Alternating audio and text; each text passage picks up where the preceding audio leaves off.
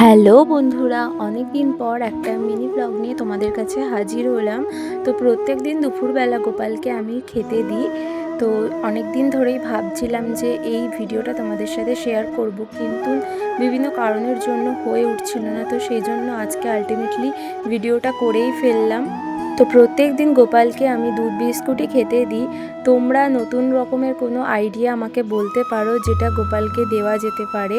তো এমনি সময় মাঝে মাঝে ঘুরিয়ে ফিরিয়ে চকলেট, দই চিড়ে সব রকমই দেওয়া হয়। তোমাদের কার কার বাড়িতে গোপাল আছে প্লিজ কমেন্টে জানিও। এর আগে গোপালের অনেকগুলো ভিডিও তোমাদের সাথে শেয়ার করেছিলাম, মিনি ভ্লগের ভিডিও, গোপালের অঙ্গরাগের ভিডিও পোস্ট করা আছে। তো দুর্গাপুজোর আগেও আমি একটা অঙ্গরাগ করেছিলাম গোপালের, কিন্তু সেই ভিডিওটা আর করা হয়নি। তবে জন্মাষ্টমীর অঙ্গরাগের ভিডিওটা পোস্ট করা আছে, তোমরা চাইলে দেখতে পারো।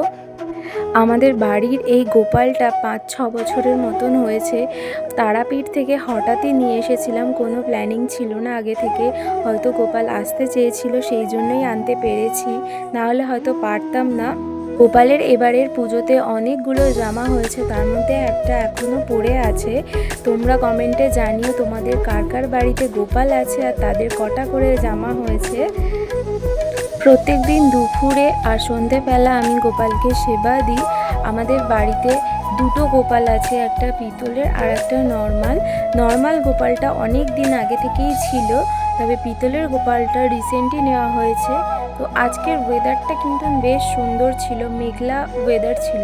তোমরা হয়তো বলতেই পারো যে মেঘলা ওয়েদার অনেকের পছন্দ নয়, কিন্তু আমার ভালো লাগে। বৃষ্টিটা ভালো লাগে না, তবে এই মেঘলা ওয়েদারটা, হালকা হাওয়া যে দেয় সেই জিনিসটা আমার ভালো লাগে।